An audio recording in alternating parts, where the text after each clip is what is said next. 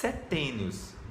O que são setênios? Setênios é uma nomenclatura que foi dada para uma série de conjuntos de anos e eventos, né, dentro do estudo da antroposofia. Primeiramente, né, a antroposofia é uma ciência que foi estudada por um alemão chamado Rudolf Steiner. Os estudos dele, uma das partes do estudo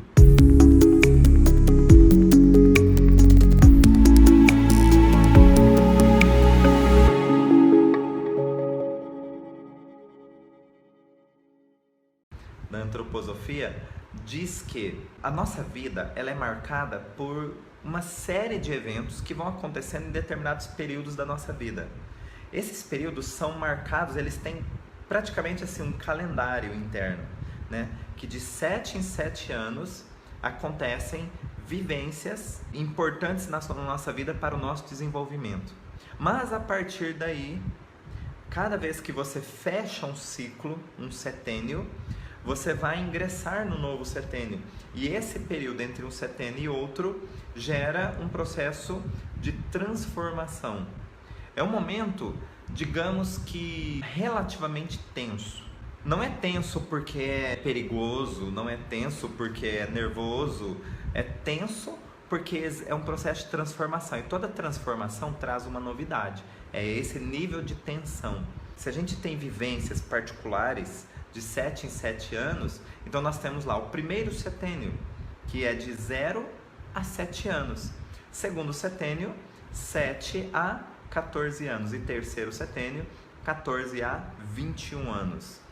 Então nossa vida, ela passa por períodos que nós precisamos ter vivências importantes de 7 em 7 anos. Esses 7 em 7 anos são marcados por etapas do desenvolvimento.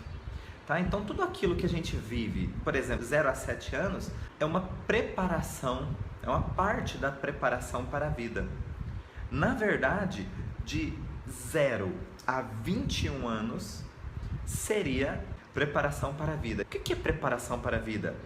Isso significa que quando eu completo 21 anos de idade, se eu tive todas as vivências necessárias para os 3 primeiros setênios, eu estou pronto para viver a vida. Ou seja, não é a maioridade. Maioridade é o que seu RG possui. Maturidade é outra coisa. Então, o que a antroposofia diz? Se você viveu adequadamente os 3 primeiros setênios, você está maduro para viver as suas próprias experiências. Você está pronto para viver a sua vida. Em outras palavras, mamães, é hora deles baterem asas. Aos 21 anos de idade. Agora, logicamente, nós não somos assim, cartesianos. Até ontem, com 20, ele não está maduro. Não, no dia do aniversário dele, faz as malas e cai fora para o mundo. Não. O que nós estamos falando é se você viveu. Nós, baseados inclusive nos estudos do Rudolf Steiner, da antroposofia, o pai da antroposofia. Se você viveu adequadamente os 3 primeiros setênios, com todas as vivências, com todas as experiências reais que esses 3 primeiros setênios exigem, aí sim você está pronto para viver suas próprias experiências. Você está maduro no sentido de eu não tenho experiência de vida. Eu não tenho ainda experiência de vida. Porém, eu tenho uma preparação para ter as minhas experiências. Vocês conseguem entender que é muito diferente? Porque a experiência de vida será a partir dos 21, tá? Serão os outros setênios. Eu não tenho experiência de vida, mas eu tenho maturidade para lidar com as minhas próprias experiências. Sou apaixonado pelos 3 primeiros, porque esses 3 primeiros setênios, eles realmente refletem as necessidades. Se você conseguisse oferecer para os seus filhos, para os seus alunos, para os seus pacientes, para todas as pessoas que têm abaixo de 21 anos, essa noção, essa consciência de como ela pode ter uma vida mais leve. Como é que eu tenho uma vida mais leve? Vivendo o que é adequado para a minha idade. Não só para a minha idade, para o meu setênio. Se eu de 0 a 7 estou vivendo o que uma criança de 0 a 7 tem que viver, isso é muito leve. Se eu de 7 a 14 anos estou vivendo o que uma criança de 7 a 14 anos tem que viver, é leve. E se torna leve, tudo aquilo que é leve é prazeroso, é fluido. E eu quero repetir. Não tem peso, não tem esforço. Então, quais são as principais mensagens? Nossa, são maravilhosas. Eu acho que é por conta do encantamento de estar tendo filhos. Essa questão de observar os setênios me ajuda muito a nortear na educação deles, na correção, como chamar a atenção, como corrigir. Enfim, não é que a gente vai acertar sempre, mas a gente consegue ter um amparo quando a gente vai fazer algo, tomar uma atitude. Porque é muito sério ter filhos, é uma responsabilidade muito grande. Mas se você tem um norte, se você tem um embasamento que te deixa também leve, não é leve só para a criança, é leve para você. É leve para você professor, é leve para você pai e mãe, é leve para você educador. Entre várias mensagens, o que acontece ali? Eu tenho, olha só, em apenas 7 anos eu tenho um bebezinho de colo, dependente de extremamente tudo, para alimentação, para proteção, para relacionamento, para sobrevivência mesmo. Eu tenho um bebezinho que é dependente de tudo. Então olha só, se é uma criança que é extremamente dependente, e até os 7 anos, aos 7 anos ela já toma banho sozinha, ela já se alimenta sozinha, ela tem os amiguinhos. Sim, é que nós estamos assim, já no extremo do setênio, já caindo para o próximo setênio. Mas, aos 7 anos, nós ainda estamos ali no primeiro setênio, na transição entre o primeiro e o segundo. Mas nós temos já uma criança que corre, que anda, que faz esportes, que torce para algum time, que tem uma religião, que tem uma opinião, que tem preferências. Diferente daquele bebezinho que acabou de nascer, que já está fazendo parte do primeiro setênio. O que eu estou falando aqui? Em 7 anos muita coisa acontece. As experiências mais marcantes estão relacionadas a justamente isso tudo que eu falei. É necessário ter um ambiente que gere proteção, um ambiente que gere segurança, carinho, afeto, um ambiente que gere, vamos dizer, não exatamente a abundância, mas não falte alimento. Um ambiente onde a sobrevivência esteja garantida, tá? Sobreviver não é só alimento. Sobreviver requer relacionamento, carinho, afeto, amor, sentimento de proteção, integridade, tá? Tudo isso. Se essa criança tem essa dinâmica, olha só, 0 a 7 anos. 0 a 7 anos, eu tenho essa seguinte dinâmica aqui, ó. A criança recebe tudo. Tudo a criança absorve. A criança aqui é uma esponjinha, um radar. Tudo ela percebe, tudo ela capta, tudo ela interage, querendo ou não. Então aqui ela tem um campo de absorção. Por que ela tem isso? Porque ela está iniciando, ela acabou de chegar nesse mundo. E se ela acabou de chegar nesse mundo, tudo se transforma em estímulo para ela. Por isso que o ambiente ele tem que ser de harmonia, de carinho, de afeto, de proteção, de segurança, de que não vai faltar nada em nenhum aspecto. Então é esse receptor, tudo ela recebe. Então se você grita com ela, ela recebe esse estímulo como um comportamento normal.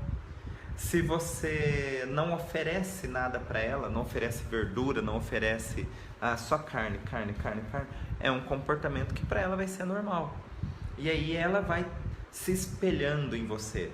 A criança aqui, ela aprende muito por espelhamento. Espelhamento. Por quê? Se ela tem um afeto muito grande com o pai ou com a mãe, aquilo que o pai gosta, ela começa a gostar. Aquilo que o pai faz, ele começa a fazer. Aquilo que a mãe tem preferências, essa criança também começa a ter preferências. E assim por diante. Por quê? Porque é o espelhamento. Tanto que existe uma fase, né, da criança que ela vai lá e começa a calçar os seus sapatos, né? Vai lá da mamãe e começa a calçar as sandálias dela. Por quê? Espelhamento, eu quero ser igual a você. E para ser igual a você, eu vou gostar das coisas que você gosta, eu vou escutar a música que você escuta, eu vou ter as preferências que são as suas preferências. Mas isso eu não sei, eu sou um radar, sou uma esponjinha, né? Aprende por repetição, tá? Um espelhamento e repetição. Repete o que o adulto faz. Por isso que o ambiente escolar, se ele pudesse estar alinhado ao ambiente familiar, que se pudesse estar alinhado ao ambiente social, puxa, seria o ideal. Seria o ideal. Pena que não é exatamente isso. Por quê? Porque muitas vezes uma atividade recreativa, muitas vezes é colocada como competição. Legal, legal.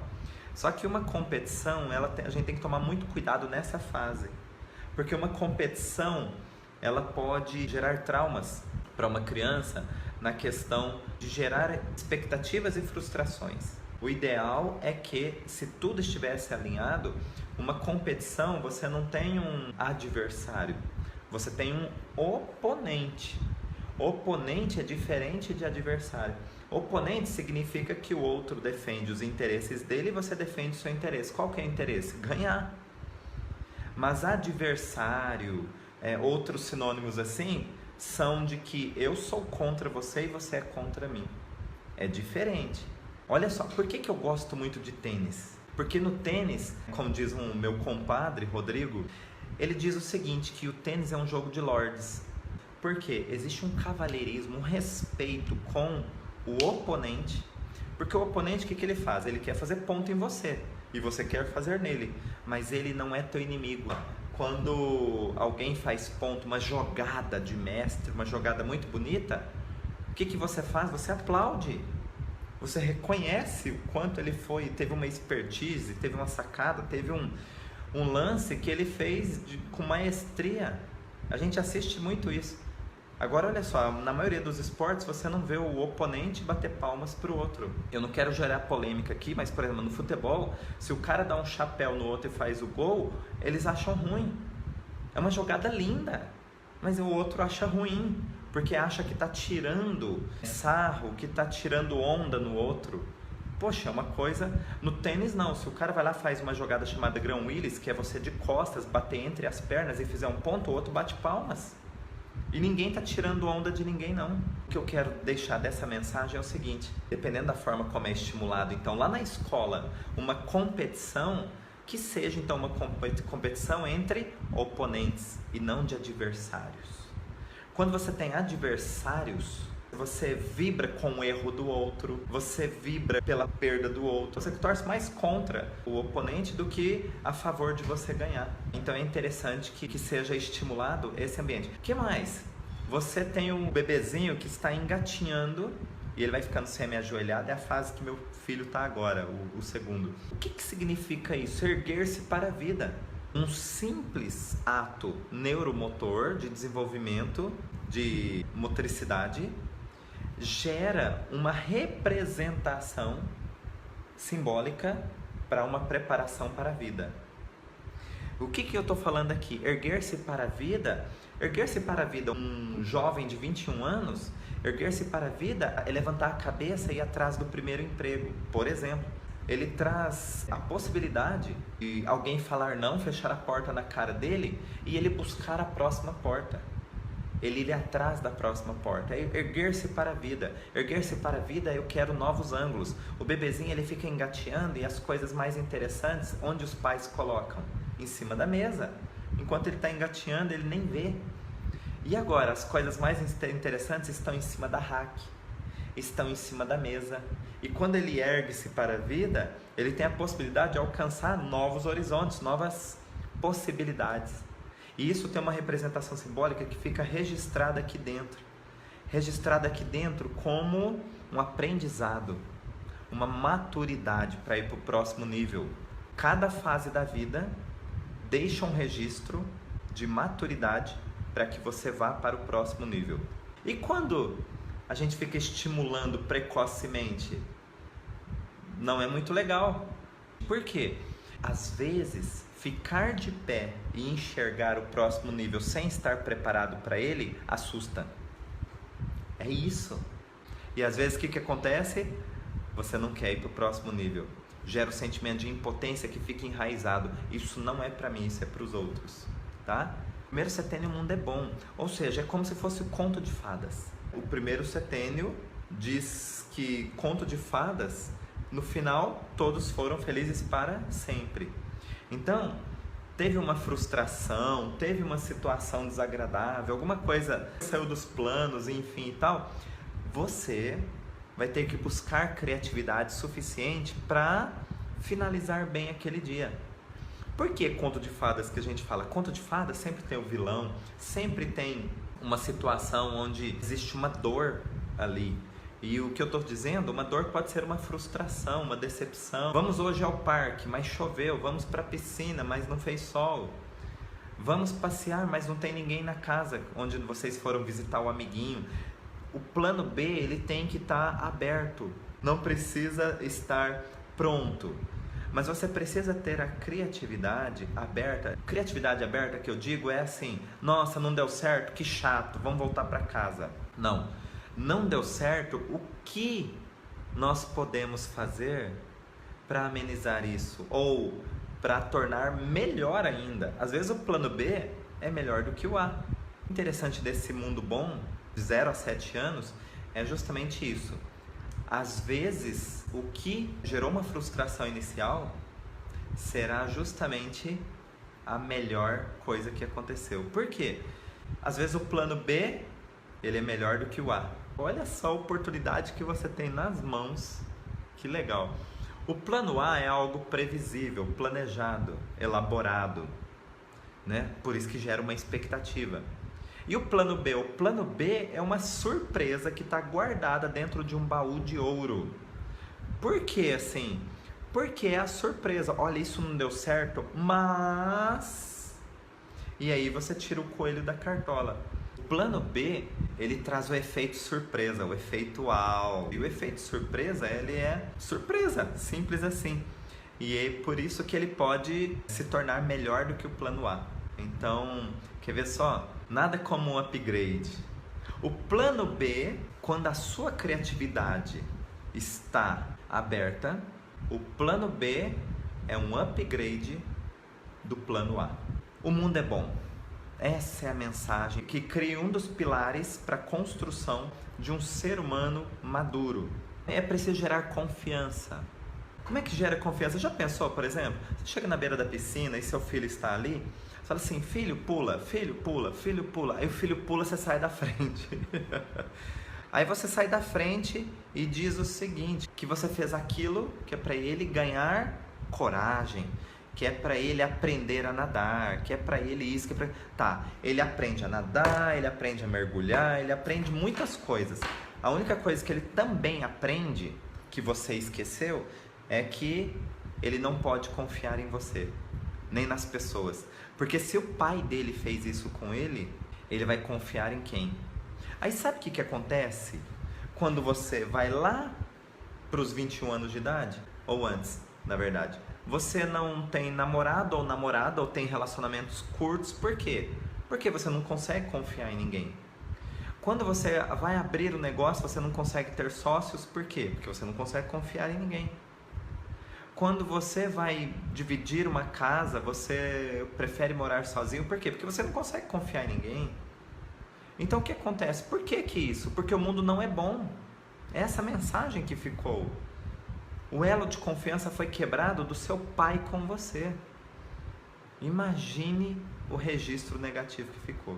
Segundo setênio. Segundo setênio é um mundo maravilhoso, é um mundo belo. O que é um mundo belo? É o momento dos elogios, é o momento dos incentivos. Esses dias eu fui numa loja para comprar um tênis. O duro é que quando você começa a ter algum conhecimento de algumas coisas que a gente está sempre evoluindo, você fica às vezes meio chocado. Você tem que estar pronto para evoluir, porque você não tem condições de transformar o mundo. Você tem condições de adentrar sem querer ser arrogante ou sem querer ser invasivo, né? Então é um trabalho que não é muito rápido. Eu estava numa loja, fui comprar um tênis, enfim, mas me chamou a atenção que chegou ali um adolescente, deveria ter seus 13 anos mais ou menos, e aí chegou esse adolescente acompanhado do pai e da mãe.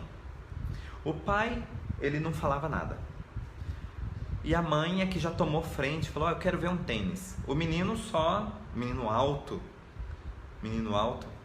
e ele só olhava para um lado e para o outro, né? Uma loja grande. O vendedor chegou e aí ela falou assim, eu quero ver um tênis para ele jogar basquete. A vendedora perguntou, tá, você tem preferência de alguma marca, algum modelo que você já tenha visto, esteja de olho? E aí a mãe disse o seguinte assim, o mais barato que você tiver. Nossa, eu quase tive um treco assistindo o Mundo Belo desabar pro menino. Porque olha só, não é a questão de poder ou não pagar. A questão é o seguinte, naquele momento em que ela diz assim, o mais barato, ela está desvalorizando totalmente a escolha do filho no esporte. Ou seja, basta ter um tênis, não precisa de repente ter um amortecedor, um tênis adequado que dê segurança para o tornozelo, né? Ou isso ou aquilo, não, mais barato. Ou seja, ele está querendo um tênis, então eu penso o seguinte, tá, eu tô sem condições de comprar um tênis. Só que tênis é o seguinte, assim como tudo, tem o preço mais barato e tem o preço mais caro. Deixa eu chutar aqui, deve ter o tênis para jogar basquete que custe R$70, tô chutando, tá? E tem o de 700, vamos pensar assim. Só que quando eu digo assim, me dá o mais barato, qual é o incentivo que eu tô dando pro meu filho? Se eu não tenho dinheiro, se eu tô sem condições, eu posso no mínimo perguntar o seguinte, quais são as opções que você tem?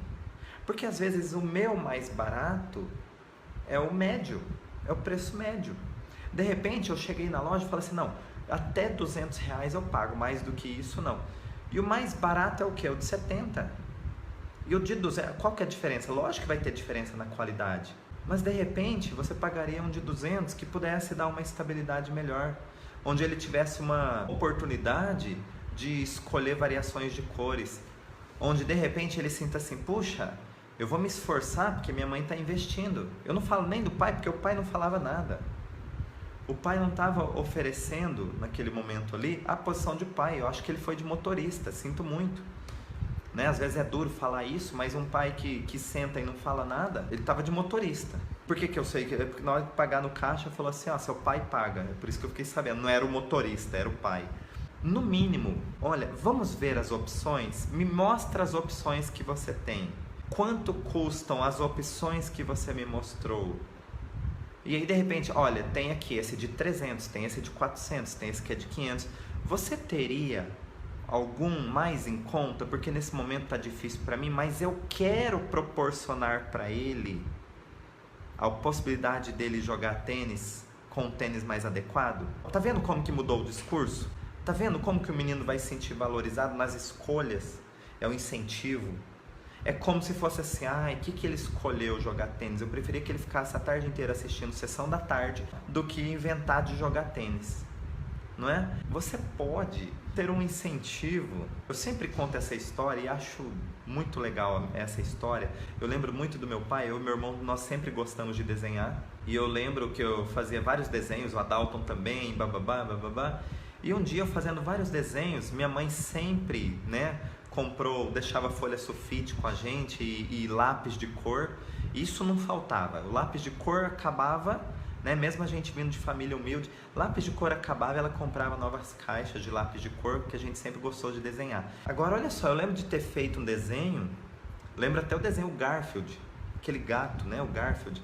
E meu pai, ele pegou um desenho daquele, ficou olhando, ele falou assim, sabe que eu tenho vontade de pegar esses desenhos de vocês, mandar na vidraçaria e emoldurar para colocar no quarto de vocês, porque tá muito legal. Aí ele falou assim, só que eu não tenho dinheiro para fazer isso. Sabe o que nós fizemos? Nós pegamos palito de picolé e com as madeirinhas nós colamos com cola branca em volta e fomos fazendo molduras e colocamos na parede do quarto. Então ele não tinha dinheiro para fazer o que seria o top de linha, mas ele tinha a criatividade para fazer o incentivo. Entendem o que eu quero dizer? Não é necessário você levar na Disney. Que bom se der para levar na Disney. Não é necessário levar na Disney. É preciso o encantamento estar presente. É isso que é preciso. Mas olha só o incentivo de colocar na parede do quarto. Não, não vai colocar na parede do quarto, vai colocar um prego lá na parede do quarto com os quadrinhos. Ah, que besteira. Nós desenvolvemos o encantamento em desenhar, enfim, exercer a criatividade naquilo, naquele momento, naquela fase. Segundo setênio, a principal mensagem é um incentivo, a valorização, o elogio. Às vezes, fala assim, eu quero entrar no piano, eu quero entrar no violino, eu quero entrar no futebol, eu quero entrar no karatê, eu quero fazer balé, eu quero... Ah, mas ó, você vai entrar e você vai ficar até o final, porque eu não vou ficar gastando dinheiro com você. Pronto, já ferrou com o sonho. Cadê o mundo belo? Você já está tendo uma cobrança ali. Acabou o encantamento, virou uma obrigação. De um desejo da criança virou uma obrigação. É como se falasse para você, adulto, você vai entrar em tal emprego. Ó, só que se você sair, você está ferrado comigo. Ó, você vai passar num concurso, mas se você não gostar do emprego, você tá ferrado comigo. Ó, você vai entrar no relacionamento, eu vou deixar você namorar, mas se você não namorar essa pessoa até o final, você tá ferrado comigo. Não é isso. Agora a gente tá fazendo isso com uma criança, então olha só, que seja eterno enquanto dure, gravem essa frase. Que seja intenso e eterno enquanto dure, tá? Então é assim, é o mundo do encantamento. Tá? Se você passar de ano, eu te dou uma bicicleta. Não, não precisa fazer a promessa da bicicleta. Faça ela se encantar pelo estudo. É um mundo belo. Ao invés de fazer moeda de troca. O desenho do segundo setênio de 7 a 14. Qual que é a dinâmica? Olha só, recebo muitos estímulos externos, mas eu também tenho as minhas preferências. Eu recebo, mas eu também dou. Então é assim, filho, vamos torcer pro Palmeiras? E às vezes ele vai querer torcer pro Santos, ok? Ele começa já a ter opiniões próprias. Filho, vamos aprender a jogar futebol? E às vezes ele quer aprender música, né? E assim por diante, porque é uma troca. É uma troca, ele começa a se interessar também pelo mundo, pelo encantamento do mundo. O mundo dele deixa de ser somente a caixinha que é pai e mãe e irmãos. O mundo dele se expande e essas novas experiências com o mundo externo provocam dinâmicas. Então ele recebe estímulos, mas ele também dá estímulos. Terceiro setênio, nós temos uma mensagem que é justamente o seguinte: o mundo é verdadeiro. Aqui, que é de 14 a 21 anos, aqui eu já tenho o seguinte: uma pessoa, um adolescente, que ele começa a ter muitas opiniões, ele até briga com os pais ou discorda dos pais, né? Não precisa ser um confronto, pode ser uma discórdia de opinião, que talvez nem é manifestada verbalmente. Mas, por quê? Porque ele já tem uma noção do mundo, ele já tem uma noção de quem ele é, ele tem uma noção dos desejos dele, então ele já tem uma noção do mundo geral. E o que é que acontece isso? Nesse terceiro setênio, ele quer mostrar quem ele é. Como é que ele mostra quem ele é? Ele precisa romper algumas relações. Por isso que ele vai começar a discordar dos pais. Por que que ele começa a discordar? E como eu disse, ele não precisa brigar com os pais, nem entrar em confrontos. Discordar, às vezes, é só ter uma opinião diferente, que muitas vezes nem é verbalizada, tá? Algumas vezes é escancarada, mas em outros casos nem é verbalizada. Então, no terceiro setênio, eu tenho uma dinâmica diferente dessas duas anteriores, onde o mundo é verdadeiro. Aqui ele está pronto para bater com a cara no muro, bater com a cara no chão, levantar, começar a ter as suas próprias experiências. A dinâmica de 14 a 21 anos é: eu ofereço. É desse jeito. Adolescente não é assim? Eu sei tudo.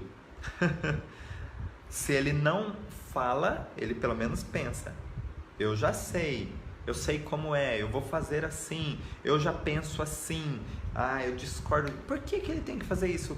Porque ele tem uma necessidade instintiva de não ser uma versão dos pais. Ele quer ser ele mesmo. E é uma necessidade para que ele cresça e amadureça, senão ele sempre vai estar dependente. Ele não quer ser uma versão dos pais. Ele honra os pais, mas agora ele precisa, é como se fosse uma mochila. Vamos supor que você... Vamos fazer um esqueminha de mochila dos 3 primeiros setênios? Primeiro setênio, se você está com a mochila nas costas, então, por exemplo, com 5 anos de idade, faz parte do primeiro setênio, você está com a mochila nas costas, primeiro setênio você recebe tudo. Se você recebe tudo, sua mãe coloca uma maçã na mochila. Você vai comer a maçã, tá? Você tá lá por quê? Porque é o que foi oferecido para você. Coloca lá um caderno de tal jeito, é aquilo que está sendo oferecido, beleza. Segundo setênio, você recebe, mas você também dá. E você o que é dar? Você começa a ter as preferências. Sua mãe coloca uma mochila, você dá uma olhadinha e fala: mamãe, eu prefiro banana, eu prefiro um abacaxi. Então você começa a ter experiências. Então é assim, minha mãe coloca uma fruta, mas eu tenho as minhas preferências. E no terceiro setênio, como você discorda, como você precisa se desvincular para saber quem é você, descobrir quem é você no mundo verdadeiro, sua mãe coloca uma maçã na mochila, o que você faz? Você deixa a sua... Não gosto de maçã, eu não gosto de frutar. E você então não tem preferência, você diz que não gosta daquilo, então não adianta nem colocar na mochila. Eu posso tirar da mochila e deixar, porque é pesado para mim levar na minha mochila aquilo que eu não sou, aquilo que eu não quero. Então, se uma criança perde os pais no primeiro setênio, provavelmente o mundo deixou de ser bom. Se perde no segundo setênio, o mundo deixou de ser belo. E se perde no terceiro setênio, é um mundo verdadeiro, mas é um mundo verdadeiro cruel. É um mundo muito pesado, né? E depois disso, sempre será difícil uma perda. Porém, nos 3 primeiros setênios, que representam a preparação para a vida, é muito mais delicado. Então, muito mais pesado viver esses 3 primeiros setênios e ter perdas nesses 3 primeiros. Por isso que o bioalinhamento vem para auxiliar muito. Nas sessões de bioalinhamento, a gente sempre fica atento qual setênio que pertence, qual setênio que essa criança se localiza. Por quê? Porque a gente precisa dar uma atenção, no curso a gente ensina isso. Qual é o enfoque... Opa, abriu. Qual é o enfoque que nós precisamos dar em referência a primeiro setênio, a segundo setênio, a terceiro setênio? Porque eles representam uma base de preparação para a vida. Isso é uma construção e pode deixar rastros muito importantes, tá? Não somente emocionais, principalmente também da percepção. E quando a percepção deixa um registro, isso pode traduzir-se em sintomas e patologias. Então, nós prezamos muito o estudo da antroposofia, as noções da antroposofia dentro do bioalinhamento. Nós respeitamos muito esse estudo. Eles nos dão muita base. As perdas, elas podem gerar qualquer tipo de sintoma. Como eu disse, pode ser tanto físico quanto emocional, né? Porque isso vai depender muito da percepção da criança ou do adolescente naquele momento da perda. Vamos pensar assim, o quanto aquele pai tinha uma representação dentro da família, o quanto aquela mãe tinha uma representação dentro da família, o quanto os dois juntos tinham uma representação dentro da família. Então depende muito, né? Pode gerar ansiedade? Pode gerar uma gastrite? Pode levar uma alergia? Pode desenvolver um refluxo? Pode desenvolver qualquer sintoma. Vai depender de como a percepção captava a presença daquela pessoa que se foi, tá? E é isso que nós vamos avaliar numa sessão de bioalinhamento, quando a gente trabalha com crianças. E eu vou dizer uma coisa para vocês. Esse estudo de antroposofia, quando a gente introduz dentro da nossa verbalização, dentro do esclarecimento, dentro da clareza para o subconsciente daquela criança, é um show. Como que consegue potencializar para virar a página e ter uma história muito mais leve e, consequentemente, vão podendo ser deixados para trás.